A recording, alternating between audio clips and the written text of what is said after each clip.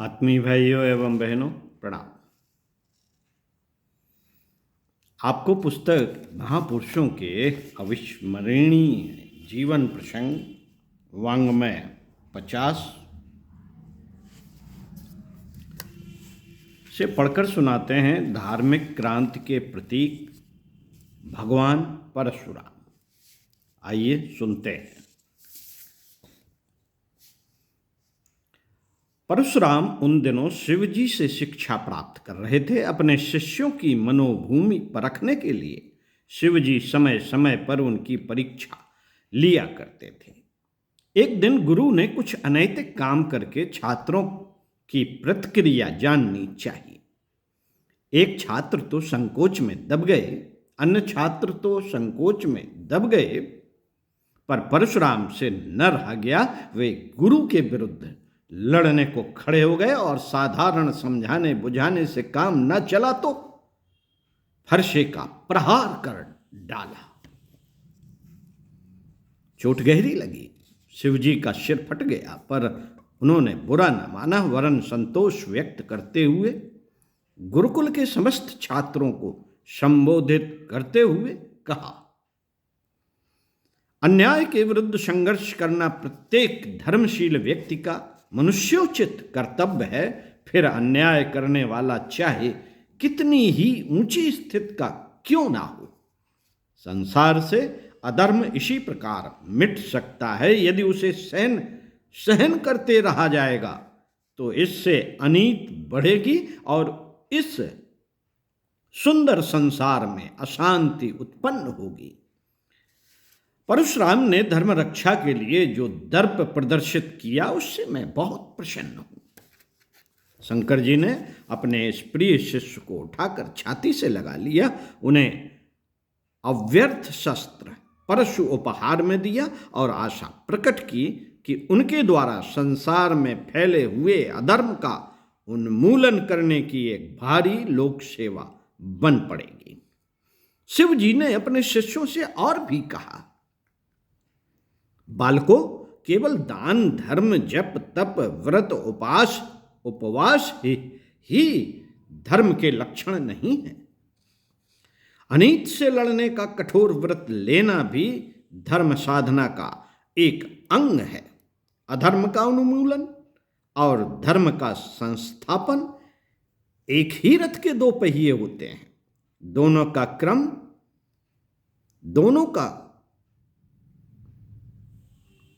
क्रम चक्र ठीक चलते रहने से ही सृष्टि का संतुलन ठीक रहता है। इसलिए धर्म की रक्षा के लिए एक उपाय पर निर्भर न रहकर दोनों का ही अवलंबन करना चाहिए। मित्रों, परशुराम की धर्म संघर्ष वृत्ति तनिक भी अनुचित नहीं। उसमें आदि से अंत तक औचित्य ही भरा पड़ा है। परीक्षा के लिए ही मैंने अनुचित आचरण किया था और तुम सब पर उसकी प्रतिक्रिया देखनी चाहिए थी। परशुराम सफल हुआ, इसका मुझे गर्व है। इस गर्व को प्रख्यात करने के लिए परशु प्रहार के चिन्ह को शिवजी ने सदा दिखते रहने वाला ही बनाए रखा। उनके सहस्त्र नामों में एक नाम खंड परशु अर्थात फरसे से जिसका सर फट गया हो भी विख्यात है। विष्णु ने भी भृगु की लात छाती पर खाई थी और औचित्य का अनुमोदन करने के रूप में उस चिन्ह को सदा छाती पर बनाए रखा था। उन दिनों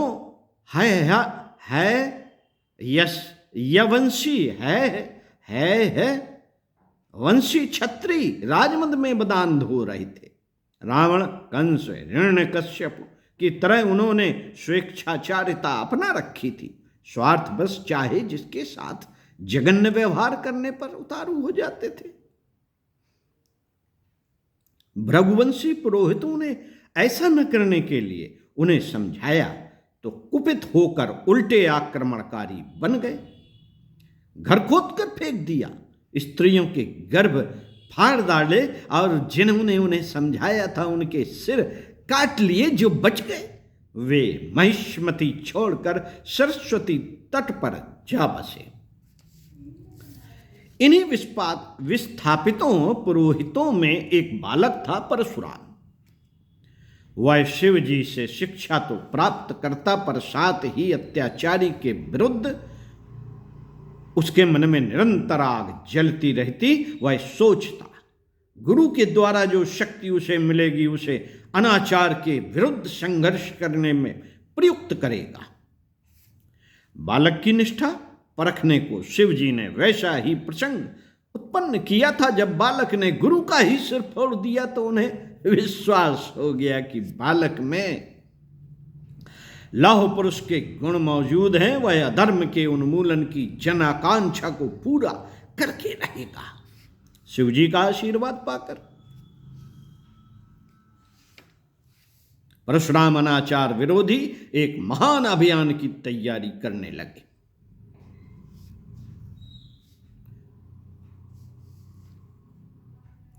परशुराम के इरादों का उस समय के शासक कीर्तिवीर्य सहस्त्रार्जुन को पता लगा तो वह आग बबूला हो गया और उन्हें पकड़ने आश्रम में सैन्य समेत जा पहुंचा। वे ना मिले तो उनके पिता जमदग्नि का भांति भांति से अपमान किया और उनके आश्रम तथा पुस्तकालय को नष्ट भ्रष्ट कर डाला। परशुराम जब घर आए और आश्रम की यह दुर्दशा देखी तो उनके क्षोभ का ठिकाना न रहा। वे अपना दुर्दांत परश लेकर अकेले ही महिष्मती पहुंचे और सहस्त्रार्जुन को धर दबाया। उसकी भुजाएं फरसे से काट डाली और सेना को धनुष बाण से विचलित कर दिया। प्रतिशोध की आग और बढ़ी। सहस्त्रार्जुन के वंशजों ने अनेक राजाओं को लेकर चढ़ाई कर दी और परशुराम के पिता जमदग्नि को 21 स्थानों से घायल करके उन्हें मार डाला। साथियों, लोगों ने परशुराम से कहा, एक साधु या ब्राह्मण के लिए इस प्रकार का हिंसात्मक कार्य करना उचित नहीं। उन्होंने दृढ़ स्वर में उत्तर दिया, अनीति ही वस्तुतः हिंसा है। उसका प्रतिकार करने के लिए जब अहिंसा समर्थ न हो तो हिंसा भी अपनाई जा सकती है। शास्त्र ने वेद की हिंसा को हिंसा नहीं माना। क्रोध वह वर्जित है जो स्वार्थ या अहंकार की रक्षा के लिए किया जाए। अन्याय के विरुद्ध क्रुद्ध होना तो मानवता का चिन्ह है। मानवता की मूलभूत आस्था को खोकर क्रोध अक्रोध जैसे नीत नियमों में उलझे रहना व्यर्थ है। मेरा क्रोध धर्मयुक्त है और मेरी हिंसा भी अनीत के प्रतिकार में प्रयुक्त होने के कारण उचित है। धर्म की स्थापना और अधर्म के विनाश के लिए सदा से यही क्रम अपनाया भी जाता रहा है। ऐसे तर्कयुक्त वचनों को सुनकर कहने सुनने वाले चुप हो जाते थे। वे संघर्ष की आग सुलगाए हुए देश देशांतरों में भ्रमण करने लगे। जन सहयोग से उन्होंने अत्याचारियों के विनाश में आशाजनक सफलता पाई। व्यक्ति के पास कितनी ही बड़ी शक्ति क्यों ना हो, जनता की संगठित सामर्थ्य से वह कम ही रहती है। परशुराम के नेतृत्व में भड़का हुआ विद्रोह एक नहीं 21 बार नृशंस लोगों के अनाचारों का उन्मूलन करने तक चलता रहा और जब अवांछनीय तत्व समाप्त हो गए तभी वे शांत हुए।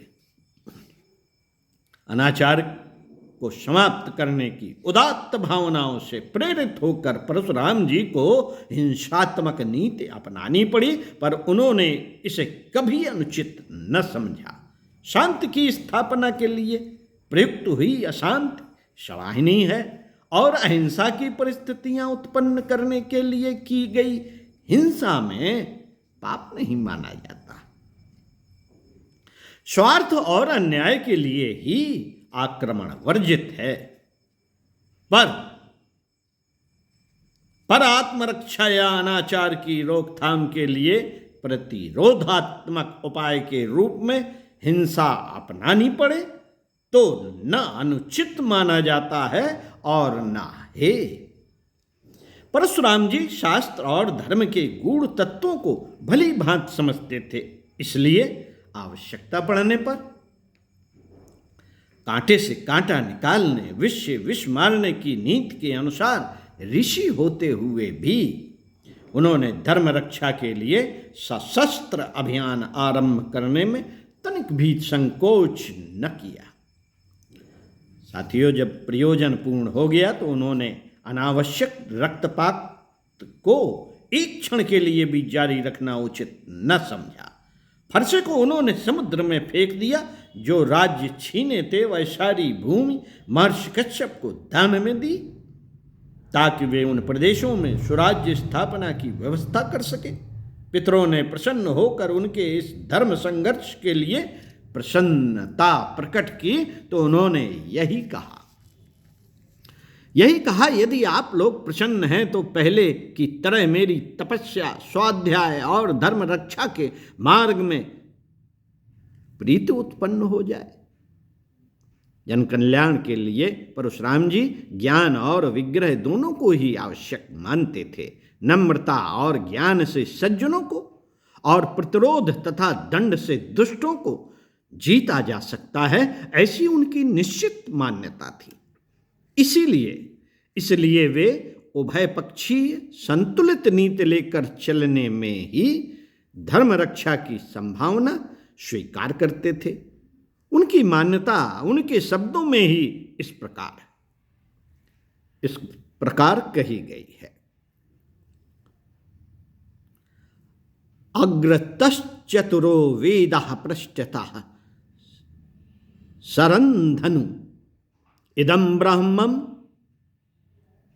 इदं छात्रम शस्त्रादपि शरादपि। मुख से चारों वेदों का प्रवचन करके और पीठ पर धनुष बाण लेकर चला जाए। ब्रह्म शक्ति और छात्र शक्ति दोनों ही आवश्यक है। शास्त्र से भी और शस्त्र से भी धर्म का प्रयोजन सिद्ध करना चाहिए। वैशाखी सुदी 3 अक्षय तृतीया को परशुराम जी की जन्म जयंती मनाई जाती है। इन्हें भगवान का अवतार माना जाता है। वे शरीर समेत अमर है, ऐसा कहा जाता है। कोंकण और केरल में उनकी पूजा अधिक होती है। समुद्र तट पर उनके कितने ही मंदिर बने हैं, वहाँ कितने ही मेले इसी पर्व पर लगते हैं। सज्जनता और दुष्टता की अति कहीं भी नहीं होनी चाहिए। दोनों का ही समुचित प्रयोग किया जाना चाहिए। दुष्टों के साथ सज्जनता और सज्जनों के साथ दुष्टता को व्यर्थ ही नहीं, अनुपयुक्त समझने की मान्यता परशुराम जी के जीवन और आदर्शों में कूट कूट कर भरी थी। अहिंसा के इसी स्वरूप का वे प्रतिपादन करते रहे। हिंसा और अहिंसा का अद्भुत समन्वय करने वाले परशुराम अभी भी हमारे विचार क्षेत्र में एक पहेली की तरह विद्यमान रहते हैं। ओम शांति।